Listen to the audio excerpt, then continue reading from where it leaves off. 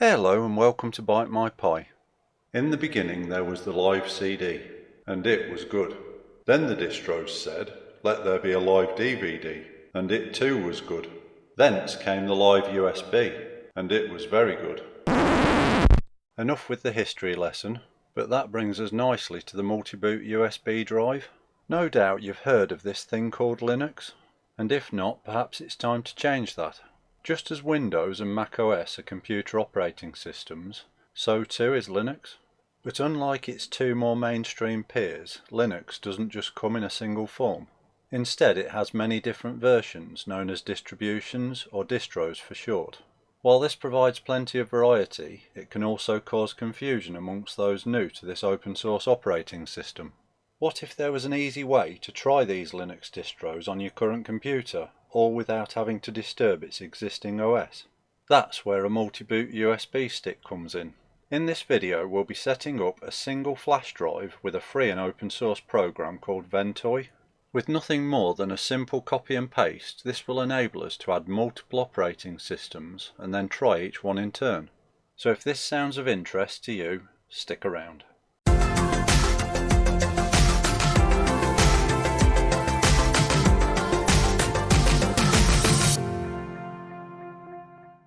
In order to start this project, we're going to need a USB stick, and a computer obviously. Once the software is set up, we'll be able to add and remove operating systems at will. So when it comes to size, within reason, the bigger the better. I'd also suggest using a USB 3 stick, as providing your computer supports it, this will run much faster. Let's hop onto a computer and begin. Here I am on Windows 10 and I'm going to open the web browser and search for Ventoy. And it's this one we want, ventoy.net. If we head to the downloads, I'm going to select the Windows version, then scroll down a little bit to the download link and save that to my computer. We're also going to grab another program. This one's called GtkHash. It can be downloaded from SourceForge, but why use a third party when we can go directly to the developer's GitHub releases page? At the time of this recording, the latest version is 1.4, and I'm going to download the 64-bit Windows installer. Once you've got that, close the browser tab, but leave the Ventoy download page open. The reason for this is because GtkHash is a file integrity checker. In other words, it will allow us to check that our downloads are not corrupted and haven't been tampered with. So let's open File Explorer and install GtkHash. Yes, I do want to proceed. Click on Next and then click on Install. Once the installation is completed, we can close the setup wizard. Then by typing GTK in the search box, we can launch the program. The way this works is when you've downloaded a file from the internet, you click on File and browse for it. So here we've got the Ventoy software. Select it and click Open, and then click the hash button. If we make the window a bit bigger so that we can see all of the text, and then move it so that we can see what's behind, we need to compare the Windows hash, which is this long line of text here, with the equivalent line in GtkHash. We know it's the equivalent because both of them are using the SHA-256 algorithm. So let's close the program and the web page. Okay, we're ready to set up Ventoy. Open File Explorer and browse to wherever you saved the software. Since it's a compressed zip file, we need to extract it first. Right click and choose Extract All, and then click on Extract. From there, double click on the Ventoy folder and then launch the Ventoy to Disk application. Yes, I do want to do that. If you haven't already, you need to connect your USB stick to your computer. And if it's not showing up in the device box, click the refresh button. You can see that I've got a 64GB Kingston USB 3 stick, so plenty of room for multiple operating systems. And with that selected, let's click on Install. So be aware that this will wipe any existing data on the flash drive, and if you're happy to continue, click Yes. And because you can obviously never be too cautious, click Yes again to make sure. And that's it, we've successfully set up our USB stick. If we open up File Explorer and head to this PC, you can see that our USB stick now shows up as Ventoy. This will be the drive that we copy and paste our operating systems onto. Now that we're ready for action, let's go get the first distro. I'm going to start with Ubuntu Mate, as this is a great choice for a wide range of systems, including computers with slightly older hardware. If we go to the download section, we need to choose our type of hardware. For most of us, this will be 64-bit PC or Mac.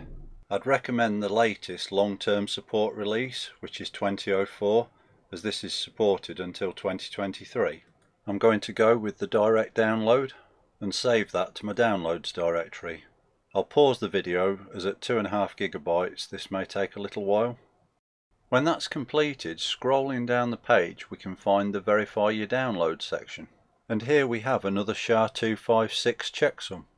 Let's open File Explorer and check our download. Here's Ubuntu Mate, which is a disk image file, otherwise known as an ISO.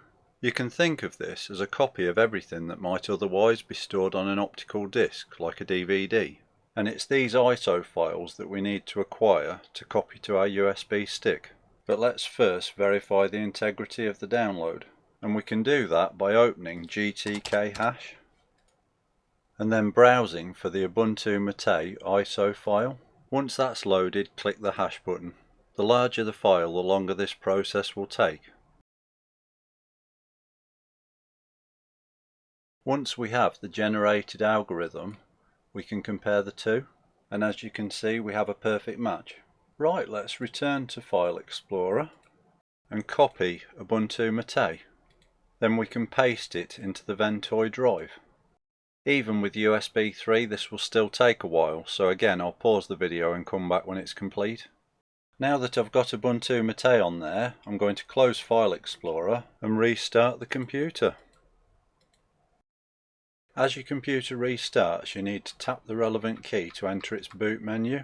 If it doesn't have a boot menu, tap the key to enter the UEFI or BIOS instead. Once you've found where to choose the boot device, select your USB stick from the list. If you get this message, don't worry, it just means that we need to disable Secure Boot, which is primarily a Windows component. In order to do that, press Enter to select OK. And if you're not already in the computer's UEFI or BIOS, enter it now. Unfortunately, not all setup utilities are created equal, and the layout of yours will most likely differ from this one. But you need to find the section where Secure Boot is located, and from there, disable it.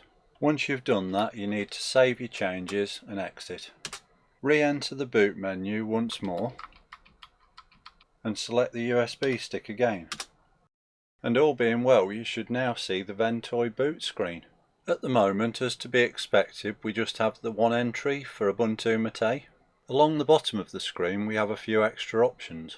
Pressing F1 before choosing your operating system is an interesting one. However, for our purposes this will be largely redundant, so press F1 again to deselect it.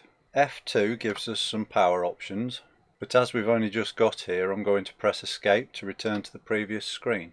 F3 provides a tree view, if you like that sort of thing. I'm going to press Enter to return to the list view. F4 for local boot does what it says on the tin, so this would allow us to boot from the computer's internal drive. Again, I'll back out of there. Pressing F5 takes us to Tools. From here we could change the keyboard layout or the screen resolution.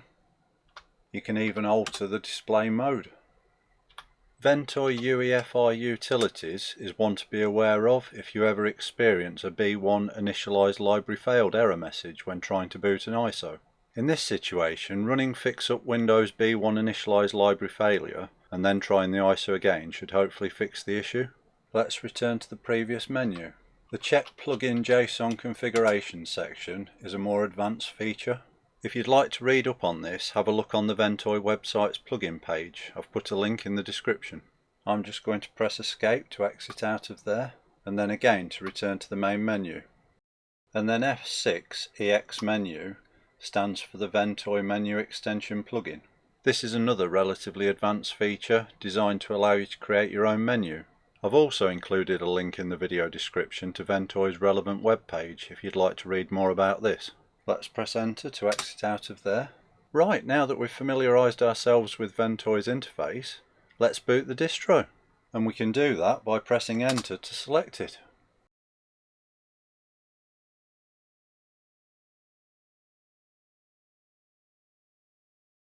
And here we have the desktop complete with a welcome screen.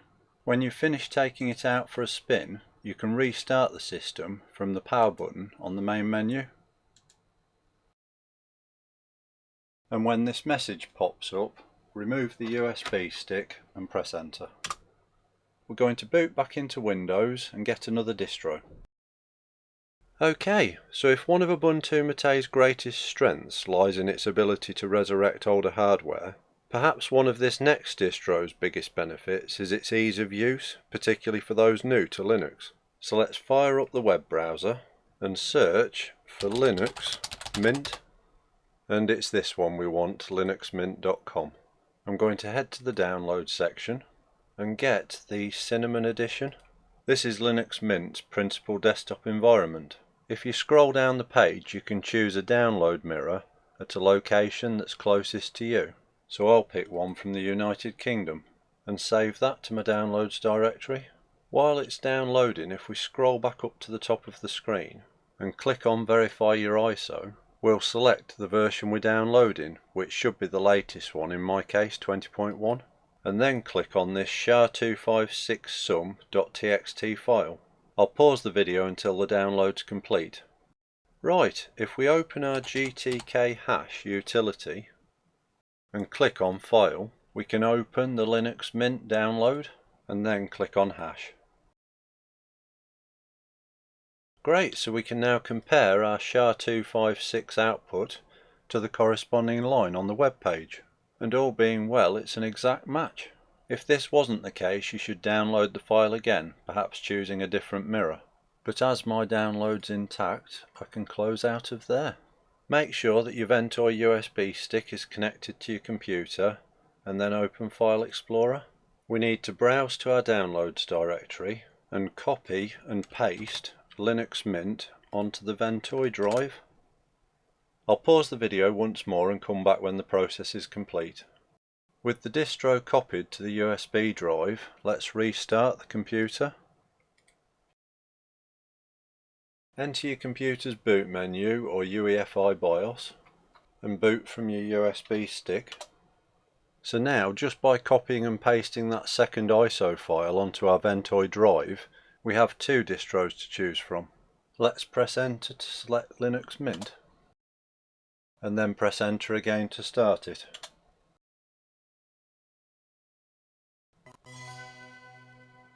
You can see right away that this has a much more familiar looking layout with a taskbar along the bottom and a menu in the lower left corner. Take it for a test drive, and when you're done you'll find restart by clicking the power button on the menu. Remove your USB stick as instructed and press enter to reboot into Windows. The final Linux distribution I'm going to add to my Multiboot USB stick is Ubuntu. Being the operating system many other flavours of Linux are based on, including, as you probably guessed, Ubuntu Mate, but also Linux Mint, Ubuntu is arguably best suited to business or office use, offering both a solid base and long-term support releases. So let's open a web browser and head to ubuntu.com and then to the downloads section. At the time of this recording, 20.10 is the most recent version, but I'm going to get 20.04 as this is an LTS or long-term support release offering 5 years of updates.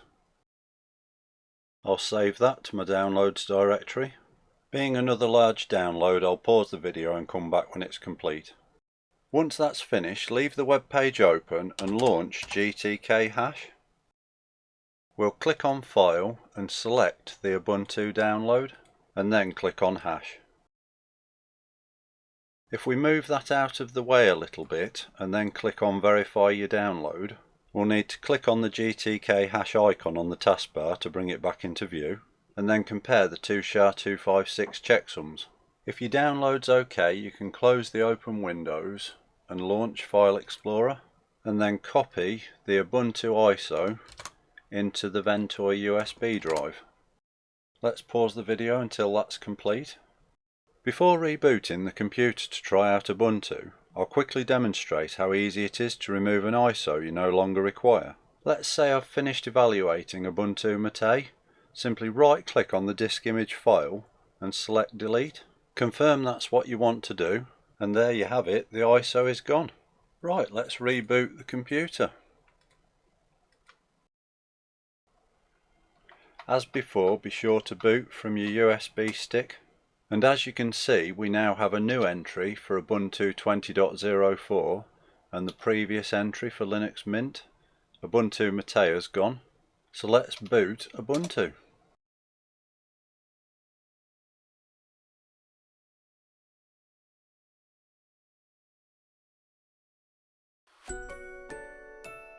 As we're starting to see, lots of Linux distros have the option to try them without making any changes to your PC, which is what makes our Multiboot USB stick so useful.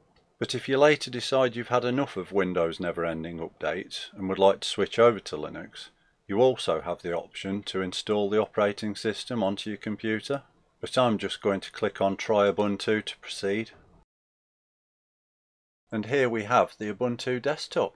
In Linux parlance, this is what's known as the GNOME desktop. And as you've no doubt noticed already, the layout is considerably different from Windows. But don't let that put you off. You'll find the included software by clicking the applications icon at the bottom left corner of the screen. You can click it again to exit. And when you've finished having a play around, you can click the power button at the top right to do a restart. Then remove the USB stick and press enter to continue. Now that you're familiar with the Ventoy Multiboot USB process, go fill your boot. If you're not sure what other Linux distros to try, I'd suggest taking a peek at both Peppermint OS and Manjaro. There's a link to each of them in the video description. It's also well worth paying DistroWatch.com a visit, as this lists the top 100 distros. I'd like to take a look at one last operating system. This is not a distro at all, but it is available as an ISO file. I'm talking about Microsoft Windows. So let's open a web browser and search for Windows 10 Media Creation Tool. And it's this download Windows 10 disk image ISO file link that we want. If we scroll down the page, we can download the tool now and save it to our computer. When you've got that, you can close the web browser and open File Explorer and locate the Media Creation Tool. Yes, we do want to run that. Accept the license and then choose the option to create installation media. If you want to change any of these selections, untick this box to do so, or leave them as they are and click Next to continue. Select the ISO file and click Next again, and then choose where you want to save it to. Unlike the Linux distros we've looked at, Windows doesn't have a live boot mode. So why then are we downloading it? Even though Windows has to be installed in order to use it, it's still worthwhile keeping a copy of it on the Ventoy USB stick. Imagine, heaven forbid, that your computer's hard drive was to fail. Assuming you wanted to continue down the Microsoft path, once the drive was replaced you would need a copy of Windows to get up and running again. If you only had a single PC, this would create a catch-22 type of situation. But with the Windows ISO already on a USB stick, you could simply reinstall it. As you can see, this is a lengthy process, so I'll pause the video and return when it's finished. Great, that's done, so click on Finish and make sure the Ventoy USB stick is connected to your computer.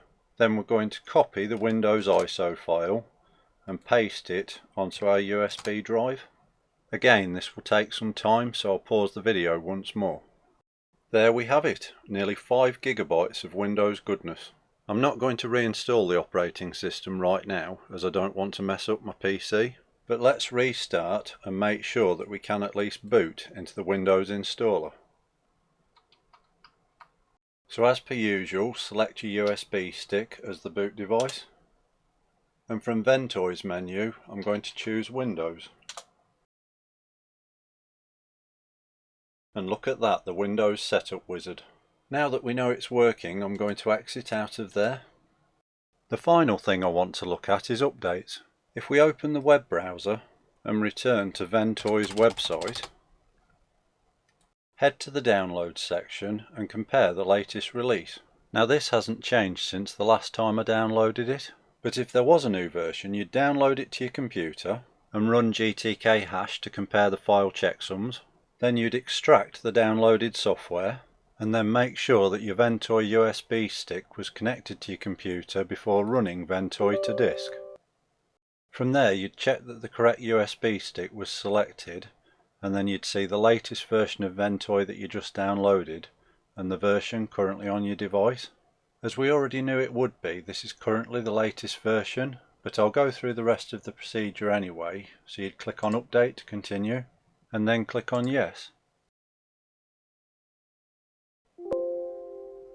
And that's it, your Ventoy USB stick would then be up to date. That brings us to the end of this video. As well as ISO files, apparently Ventoy works with other formats. The program's website also states that it supports most types of operating system. So now there's no excuse for not exploring what else is out there besides the more mainstream solutions that usually come pre-installed. Get ready because a whole new world of possibilities awaits. As always, if you enjoyed this video, please like and subscribe. And if you'd like to be notified when I post the next one, just click the bell icon. Thanks for watching, and until next time, take care.